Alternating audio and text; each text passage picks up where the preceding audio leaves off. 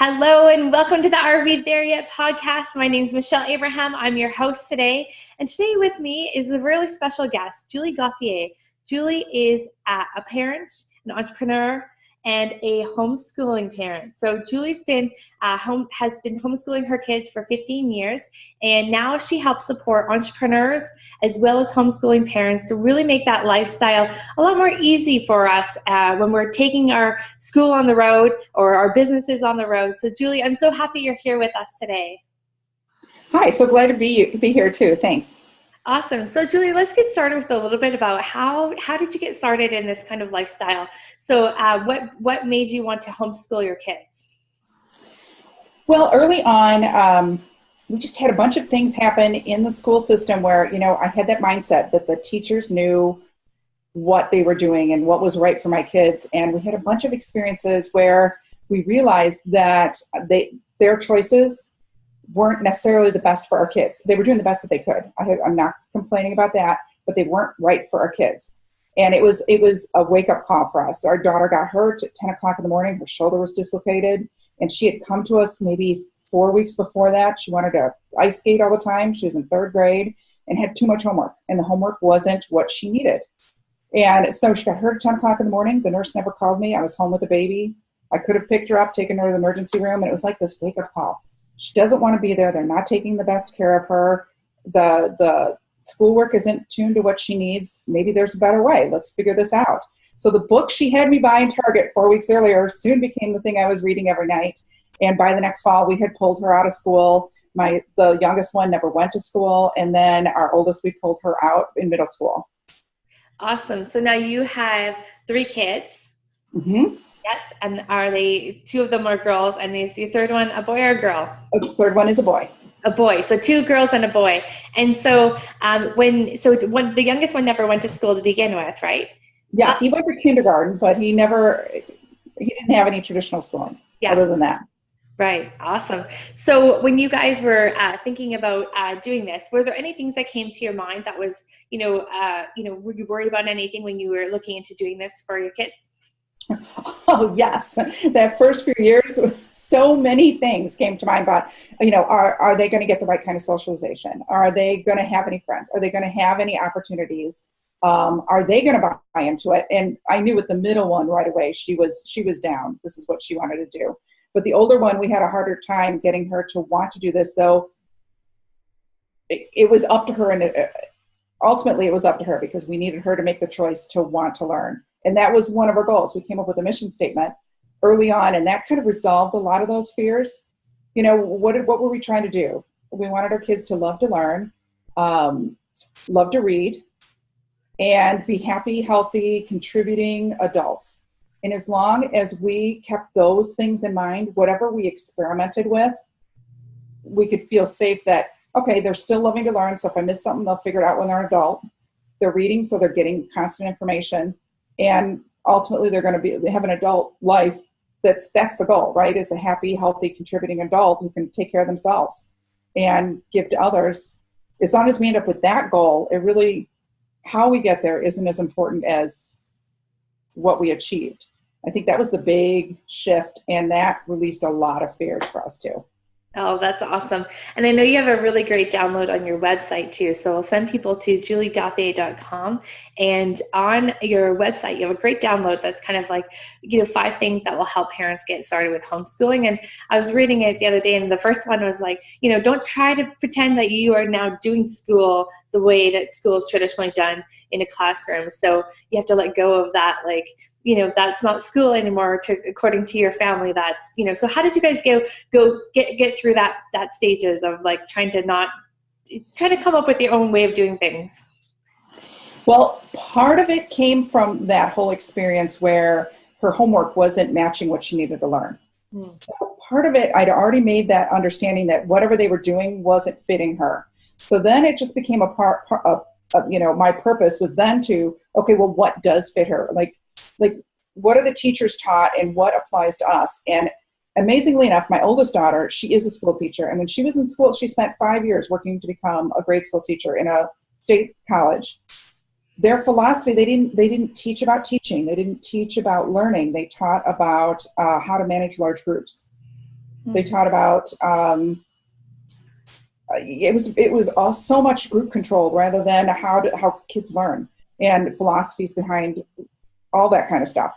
So I started to read everything I could because I knew that would help. And actually, surprisingly enough, the one that had the most influence on our work in terms of how we design things was the 7 Habits for the Highly Effective Family. So as soon as we incorporated those habits, and I got a listing of generally what kids were learning in the different grade levels, then I just kind of put stuff together. And it worked. And now, when we first started, that was a long time ago. There weren't a lot of options in terms of what you can do between online stuff and curriculums and all these different options these days. There's a ton of things to fit your kids. You can pick and choose what you need and which philosophy. You can be involved as much in creating the curriculum or not as you want. So it was a matter from us of picking and choosing what fit her learning style, finding out what learning styles were, what fit her learning styles, what fit the other kids' learning styles, and moving on from there. That's awesome. And, you're right. There's totally more opportunity now, I think, for families who are looking into homeschooling or road schooling from their RVs. That's something that's really, we're lucky now because there are so many more resources and people like yourself who have been doing this for so long that we can kind of look to as mentors as we start on this journey with our kids too. So that's really fascinating. Thanks. And that's really interesting to me to hear that your oldest daughter went on to be a school teacher. That's awesome. Well, she loves to learn. So then she wanted to share, and it's funny. It worked, Yeah, that's great. I wonder how does she like working in a classroom now where like your classroom was, either in an RV or on the road or at home. It's interesting. I see her, she keeps getting into situations where she's with small groups, a private school, or this year she's teaching an 8th grade class, but she's got a 14 group thing where she can work with each kid as their mentor. And so I see her gravitating towards more one-on-one with the kids, which is, I think, great for a school system to have the teachers who are interested in more one-on-one and give them what they need. Yeah, absolutely. And that's great. And I think that's a great thing about homeschooling or road schooling your kids too, is you get a chance to like be a part of what they're learning and know what they're learning too.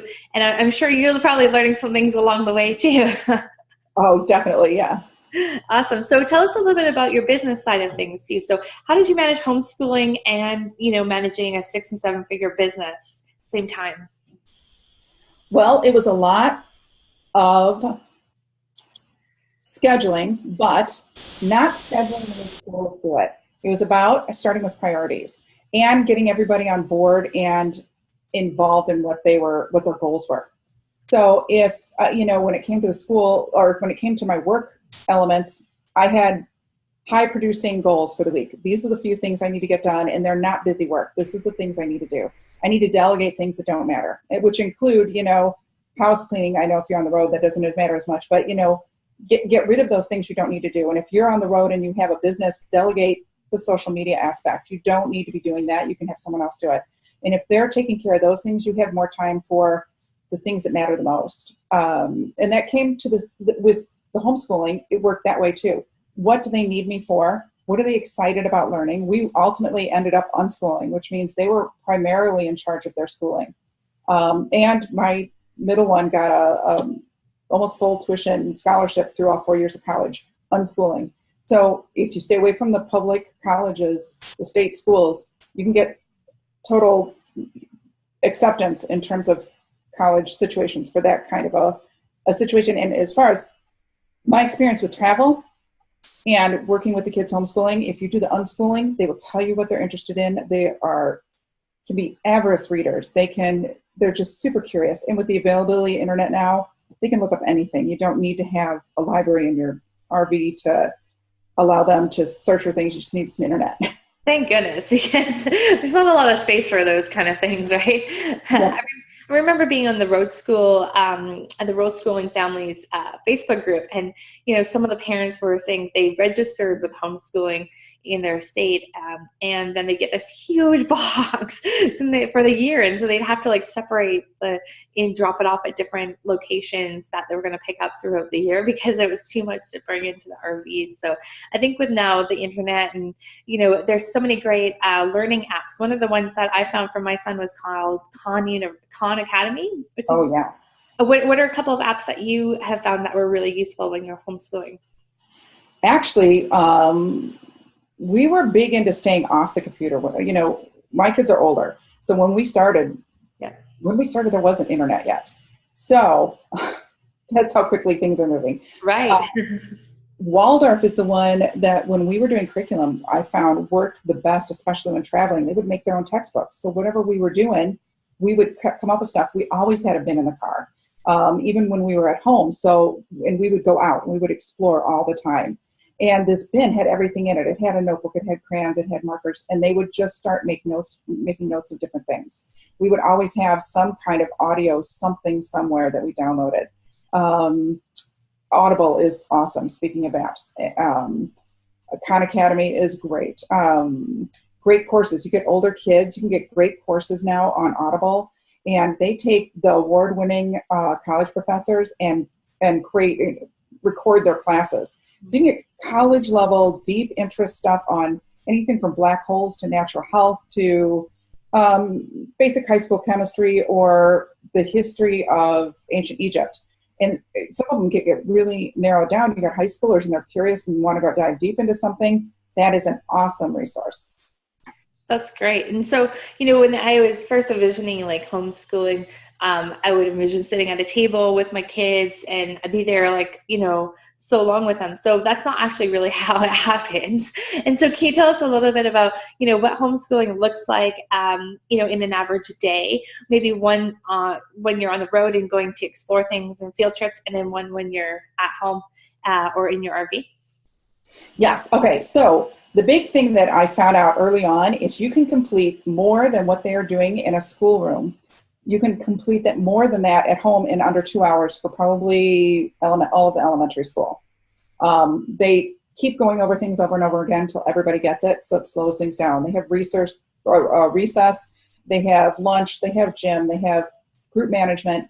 They're really not super efficient in how much they get accomplished learning-wise during the day. You can easily fine-tune it to your child and get more done in an hour or two a day. That being said, yes, you want to sit down potentially in doing that. We would have candle time, and candle was lit. That's when we'd sit at a table. We would get down to the things they needed help with in math and, any kind of workbook work or online work that they needed to do, we would do in those couple hours.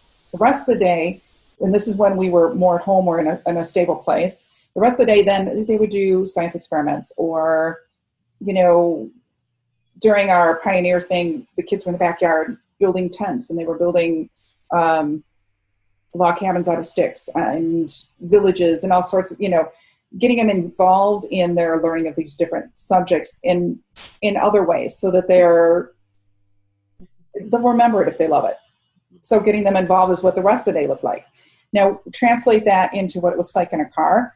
You can easily do some of the stuff talking. You can run through, if it's multiplication time, table time, just go through it in the car and quiz each other. Make it a game out of it. You can still get a lot of work done without having to sit at a table. There's so many different, and with Pinterest, speaking of good apps, you want to figure out anything, go to Pinterest and say, we want to work on interesting ways to multiply fractions. They'll give you tons of options and things you can work on in the car. And if you've got a printer, that would be helpful for lower grades specifically to take with you. At least I found.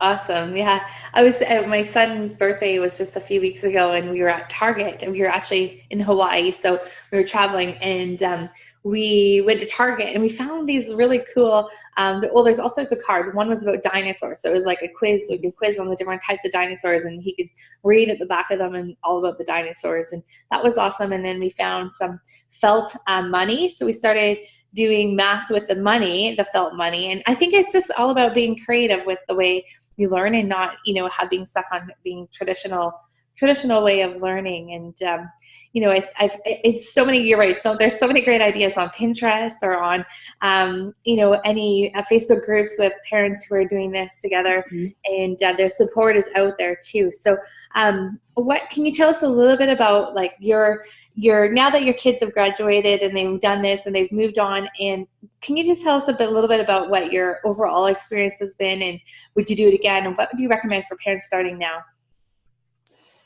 You can't start too soon, because the kids, they learn things in school that's hard to undo. So and you can't get it wrong. As long as you're not abusing your kids, you can't get it wrong. Just enjoy the process and it'll work out. I promise it'll work out. The one thing I wish I had done is start sooner. And a lot of the complications, behavior issues, there weren't really, but the kids fighting with each other, as soon as we started homeschooling, they got more attention. They got more attention from me. They got more downtime. They weren't being pressured into doing things, even though their extracurriculars were high. So they were still had scheduled things they needed to do, which on the road you wouldn't necessarily have. They were getting enough attention. It no longer was overwhelming for them. There's also a concept that's important called deschooling. For every your child's in school, they need a month off with nothing. They can read a book, but no pressure, in order to get that I have to do what other people say and I'm not going to enjoy it sensation out of their body. And I wish I hadn't tried to create school at home when I started. Right. and even though I knew I didn't want to, I still did it. And I wish I did not to, right? I know, it's what we know, right? It's what we know, school to be. Yeah.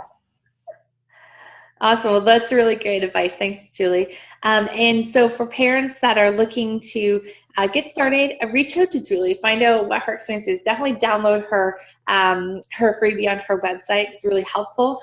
And especially with the first tip is how not to create school at home when you're trying to homeschool. And reach out to Julie, especially if you're an entrepreneur as well and you're trying to juggle both entrepreneur and being a homeschooling parent. Or if you're just an entrepreneur, definitely reach out to Julie, and she's got a wealth of information and knowledge from her many years of doing this. And so for those of you on the road and us at home going on the road soon, I hope you really enjoyed Julie's insight and gave us a little bit of a taste of what it's like to be a homeschooling parent and or road schooling parent. And thanks again, Julie, for being with us today. Thank you for having me. Take care. Thanks, Julie. Bye-bye.